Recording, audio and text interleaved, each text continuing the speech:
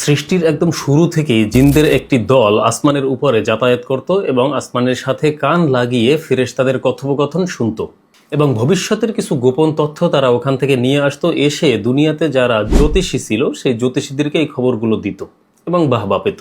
হঠাৎ জিনেরা একদিন অদ্ভুত একটা বাধার সম্মুখীন হলো। যখনই তারা আসমানের উপরে উঠতে চাইতো তখনই আকাশ থেকে শত শত আগুনের গোলা তাদের দিকে নিক্ষেপ করা হতো। আসমানের নিরাপত্তা রাতারাতি বহুগুণ বৃদ্ধি পেল।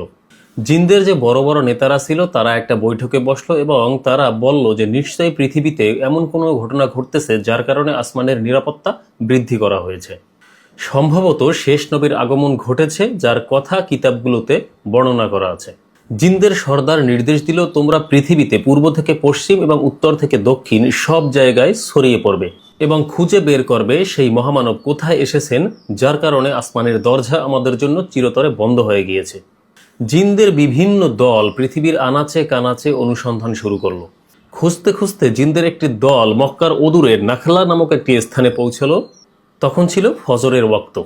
তায়েফের ময়দানে পাথরের আঘাতে আমাদের প্রিয় নবীজি সাল্লাল্লাহু আলাইহি ওয়াসাল্লাম রক্তাক্ত হয়ে ক্লান্ত হয়ে পড়ছিলেন এবং সেখানে ফজরের সলাত আদায় করতেছিলেন। তিনি তিলাওয়াত করছিলেন পবিত্র কুরআনের আয়াত।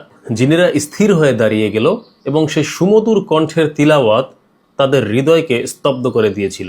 একে অপরকে বলতে লাগলো যে চুপ করো, মন দিয়ে শুনো। কুরআনের প্রতিটি আয়াত তাদের অন্ধকার অন্তরে আলোর মশাল জ্বেলে দিচ্ছিল।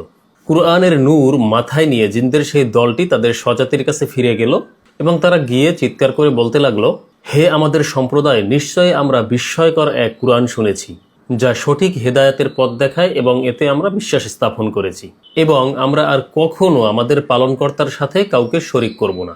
যেই তিলাওয়াত শুনে পাথরের মতো শক্ত হৃদয়ের জিনরা ঈমান এনেছিল, সেই কুরআনই আজকে আমাদের কাছে হেদায়েতের আলোকবর্তিকা। পবিত্র এই রমজান মাসের উসিলায় আল্লাহ তাআলা আমাদের সবাইকে যেন কুরআন সঠিকভাবে শুদ্ধভাবে পাঠ করার তৌফিক দান করেন।